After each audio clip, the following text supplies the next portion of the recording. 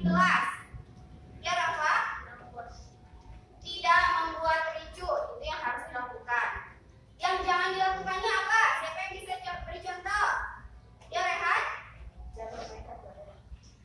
Berarti yang tidak boleh dilakukan bermain saat belajar. Paham ya tugasnya? Ya, silakan ditulis oleh masing-masing. Kemudian nanti tempelkan di papan tulis. Ibu berikannya 2 lembar. Jadi tidak usah diberi nama. Ibu berikan 2 lembar. Lembar yang satu untuk hal yang harus dilakukan. Lembar yang kedua hal yang tidak boleh dilakukan.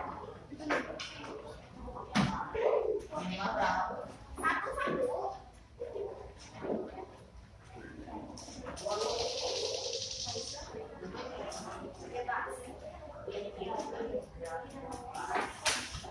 Nggak usah tulisnya.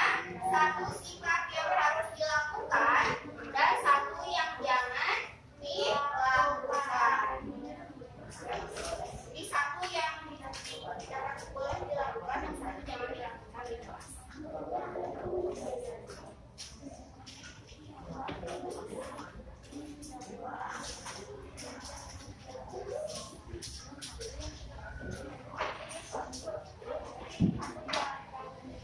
Ya,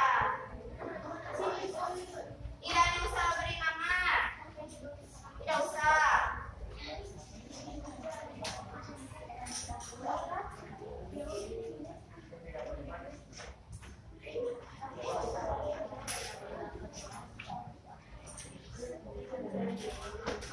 Setelah kalian mengisinya, nanti kalian tempelkan di papan kita untuk hal-hal yang harus dilakukan. Satu saja. Hal apa sih yang harus dilakukan di kelas supaya kelasnya nyaman? Kalian yakini bahwa dalam melakukan hal itu kelas akan menjadi nyaman. Tempelkan hasil pendapat kalian di sini. Kalau di whiteboard, tempelkan apa yang kalian yakini tidak boleh dilakukan di kelas, sehingga kalau dilakukan kelasnya menjadi tidak nyaman. Silakan ditulis. Yang sudah boleh maju dan menempelkan hasil keyakinannya di papan yang sudah disediakan. Misalnya harus menjaga ketertiban. Iya, terserah. Boleh gede seperti ini tulisannya boleh, sebesar ini boleh, boleh kecil boleh. Ibu beri waktu 2 menit, silakan. Yang tidak boleh. Gak usah kerja sama karena pendapat berbeda-beda. Silakan. Yang sudah boleh ditempel di papan depan. Yang boleh dilakukan apa? Yang tidak boleh dilakukan apa? Isunya satu. Iya.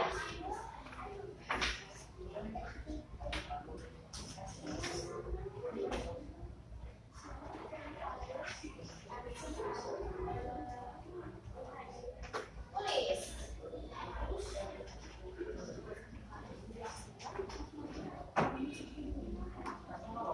Satu yang harus, satu yang tidak boleh. Yang harus apa biar kelasnya nyaman? Yang harus kalian lakukan apa supaya kelasnya nyaman? Boleh kecil, boleh besar, bebas. Apa yang tidak boleh kalian atau teman kalian lakukan?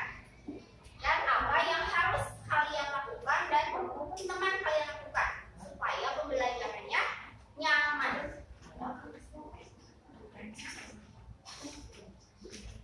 Silakan yang sudah boleh ditempel, dapatin nama. Awas salah menempel ya.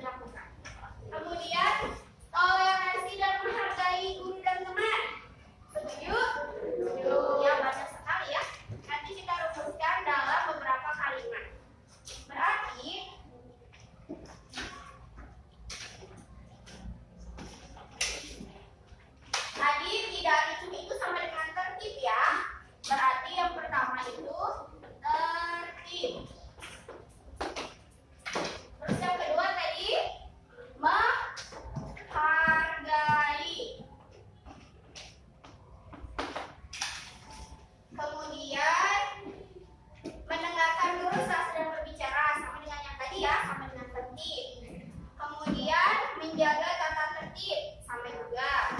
Belajar sungguh-sungguh, benar? Kita tuliskan ya. Belajar sungguh-sungguh.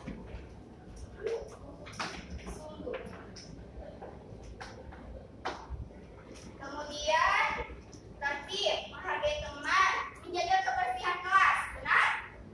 Ya, dengan menjaga kebersihan kelas kita menjadi nyaman. Menjaga kebersihan.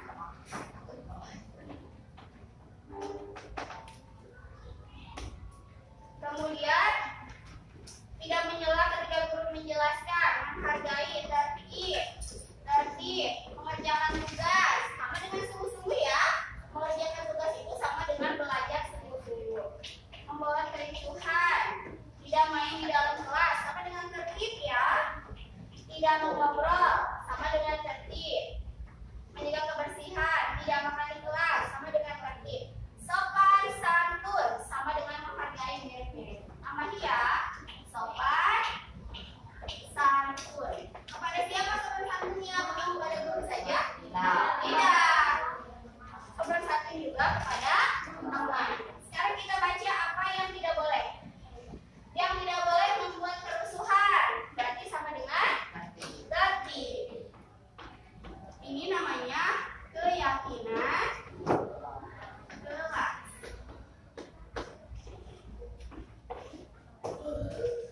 Apalagi yang tidak boleh membuat ricuh, menyela sama dengan menghargai ya, sudah termasuk. Kemudian membuat kegaduhan sama dengan harus tertib. Bermain saat belajar tidak boleh, sama dengan tertib. Lari-lari di kelas, main ketika belajar, bertengkar dengan teman tidak boleh bertengkar, benar, sama dengan menghargai. Kemudian bermain, menyela ketika guru menjelaskan sama dengan belajar sungguh-sungguh. Kalau kalian belajar sungguh-sungguh berarti kalian tidak menyela ketika guru menjelaskan. Baik, terima kasih. Keyakinan kelas kita sudah tersebut. Nanti kita akan buat dalam kertas yang lebih bagus lagi. Dan kalian harus meyakini bahwa hal-hal ini bila dilakukan akan menimbulkan kenyamanan di dalam kelas. Terima kasih anak-anak semua. Wassalamualaikum warahmatullahi wabarakatuh.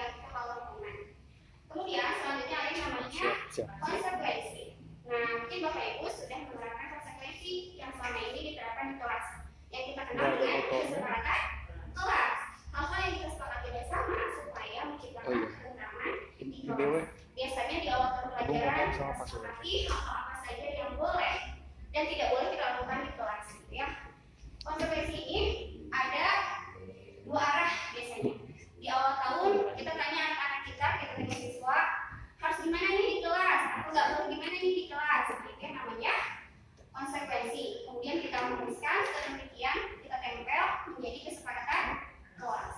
Namun selain pengumuman dan konsekuensi, ada namanya restitusi.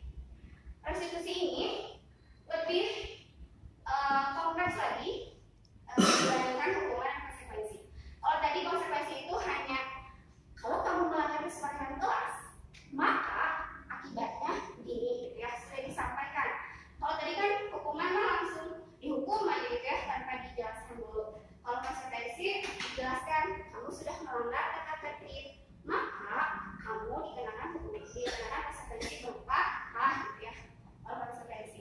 Tapi kalau restitusi sebuah upaya menciptakan kondisi siswa untuk memperbaiki kesalahan yang sudah mereka buat, tanpa siswa merasa terhakimi, tanpa siswa merasa disalahkan, tanpa siswa merasa tersudutkan. Jadi dengan restitusi ini siswa diajak untuk ngobrol mengenai hal yang sudah dia lakukan, kemudian dia menyadari bahwa hal yang dilakukan itu salah, dan dia inisiatif mencari solusi atau mencari penyelesaian atas masalah yang sudah dibuatnya. Jadi yang lebih baik kita terapkan adalah restitusi. Sehingga salah satu upaya untuk menciptakan budaya positif di sekolah adalah dengan menerapkan apa Bapak Ibu? Restitusi. Apakah saya keciptakan? Tidak. Next. Nah, seperti tadi disampaikan, kalau hukuman kan anak-anak tahunya dihukum.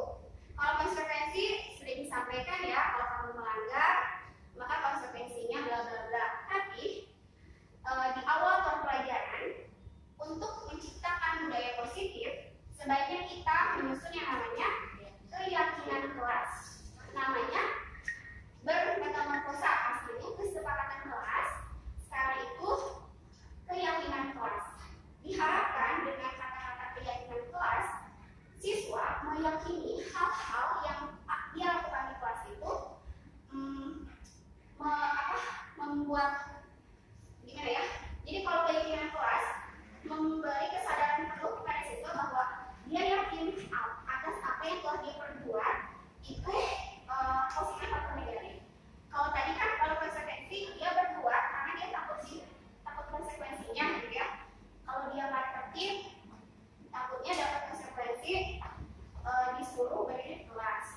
Kalau dia nggak kerjain PR, takutnya dia dapat konsekuensi dipanggil orang tuanya. Kalau dia melanggar tata tertib, takutnya konsekuensinya apa gitu ya.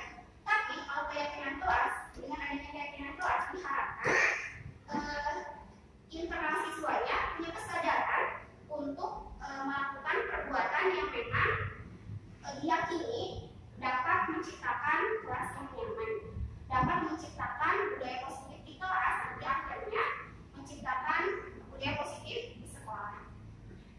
Nah, jadi bisa diterapkan mungkin Bapak Ibu nanti di awal semester 2 bisa merumuskan kembali kesepakatan kelas yang sudah dibuat, kemudian diubah menjadi keyakinan kelas. Poin-poinnya mungkin sama saja, cuma istilahnya keyakinan kelas. Nah, tadi kenapa anak-anak melanggar keyakinan kelas? Kenapa siswa melanggar tata tertib kesepakatan kelas? Karena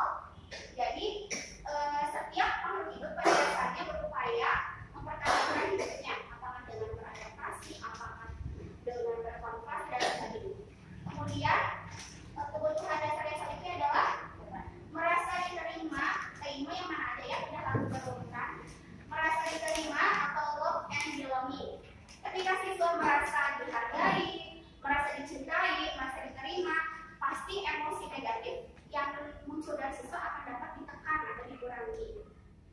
Kemudian kebutuhan dasar yang selanjutnya adalah penguasaan atau power. Kadang kita amati siswa kita ada yang leadership-nya menonjol gitu ya, yang kepemimpinannya menonjol atau penguasaannya menonjol. Kemudian kebutuhan yang selanjutnya adalah apa ya ini teh? Oh, kesenangan atau fun. Maka dari itu kadang kalau pembelajaran yang menjenuhkan, membosankan gitu ya, tidak ada unsur fun-funnya, anak-anak teh penuh ya seperti sekarang gitu ya, jadi bosan. Kemudian dan kebutuhan akan freedom atau kebebasan. Bila kelima kebutuhan dasar ini terpenuhi oleh setiap siswa, maka tadi emosi negatif siswa akan meredam. Kalau emosi negatif siswa teredam, akan menimbulkan budaya positif di kelas. Kalau budaya positif di kelas sudah tumbuh dan berkembang, maka akan menular menjadi budaya positif di sekolah. Nah, pada dasarnya kita sebagai guru punya 5 posisi kontrol. Tentunya 5 posisi kontrol ini nanti akan berimbas pada budaya positif yang kita ciptakan.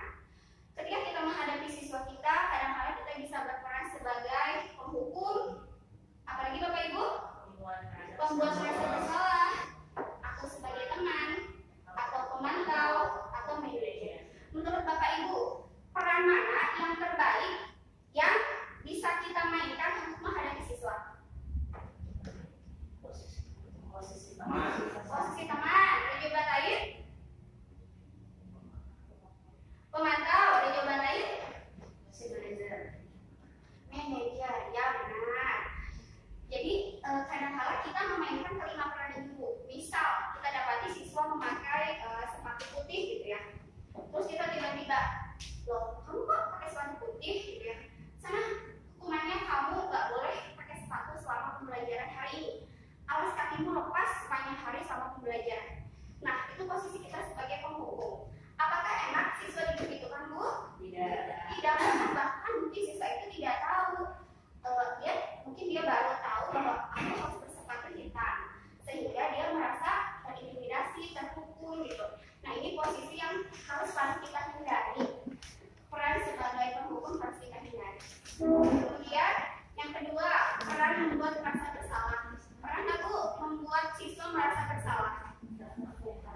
Gimana misalnya? Tidak mengerjakan tugas. Ya benar, tidak mengerjakan tugas. Misalnya, apalagi siangan, atau misalnya gini, tugas kelompok nih belum beres. Kelompok main tulis belum beres. Itu gue gara-gara si ini nggak bantuin. Nah, terus kita mencerca anak tersebut di depan anak-anak yang lain.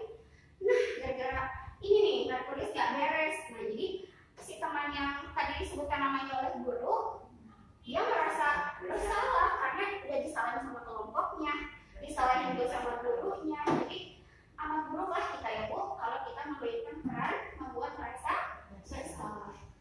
Nah, ini sudah agak-agak peran yang friendly ya Bu, posisi sebagai teman.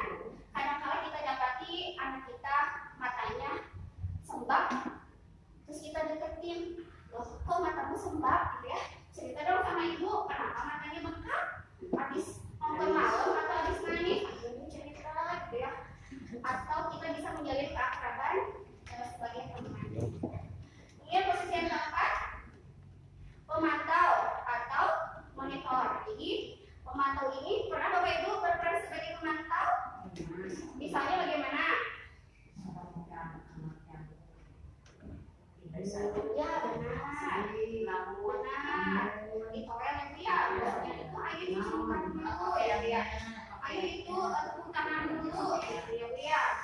Dan benar, peran yang terbaik yang kita tapi sesuai dengan posisinya juga ya Bu ya. Tapi yang ditekankan di sini adalah posisi manajer. Manajer ini berarti pengatur ya Bu. Bagaimana kita bisa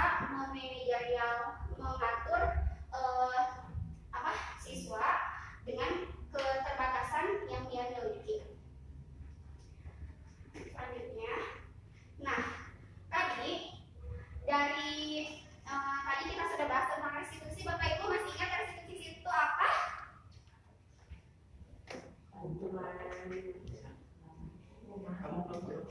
Ada hukuman, ada konsekuensi, ada restitusi. Ayo, sampai ingat dapat apa ya? Menjelaskan kekurangan, memberitahu kekurangannya. Benar Ibu. Jadi kita tidak menjudge kamu salah, tidak memvonis kamu salah, tapi anak berkaca bahwa apa yang kamu lakukan itu benar salah gitu. Jadi dia introspeksi diri, benar Ibu. Nah, ada tahapannya ya. Ini tapi kurang jelas. Tahapan yang pertama ini adalah menstabilkan identitas. Misalnya, saya panggil anak saya Alfard. Alfard, Ibu dengar laporan dari teman-temanmu bahwa kamu sering membuli teman. Apakah benar demikian? Nah, jadi kita nggak menjudge bahwa kamu suka dulu ya, kamu ngatain dia ya, itu benar Bu. Tapi kita ajak diskusi, dialog baik-baik. Ibu dengar dari teman-temanmu, apakah benar demikian? Jadi dia mengakui dulu kesalahannya tanpa kita vonis gitu ya Bu. Itu tahap yang pertama adalah menstabilkan identitas. Kemudian kita hibur dia. Ya, setiap orang pernah punya salah, setiap orang pernah mengalami kesalahan. Kemudian tahap yang kedua adalah validasi tindak lanjut, validasi tindakan yang salah. Setelah dia mengakui bahwa dia pernah membuli, ya Bu, aku pernah ngata-ngatain teman aku, nah Bu perbuatannya salah gitu ya. Iya benar, tapi kamu pasti punya alasan kenapa kamu lakukan hal demikian. Terus dia jawab, Bu, aku bisa ngata-ngatain teman. Nah, lain kali kalau misalnya nggak boleh yang kayak gitu. Jadi kita di situ CCTV nilai-nilai moral harusnya gimana. Dan tahap yang ketiga adalah menanyakan keyakinan. Setelah dia sadar dengan apa yang dia perbuat, terus kita tanya sama dia, tahu kan kalau mengata-ngatai teman itu tidak benar, tidak baik, ya Bu. Nah, selanjutnya apa yang harus kamu lakukan? Jadi dia apa ya, memotret sendiri Bu apa yang harus dilakukan gitu. Terus kedepannya harus bagaimana? Terus dia jawab, ya Bu, kedepannya aku nggak akan lagi membuli teman, kedepannya lagi aku nggak akan ngata-ngatain teman. Oke, bagus.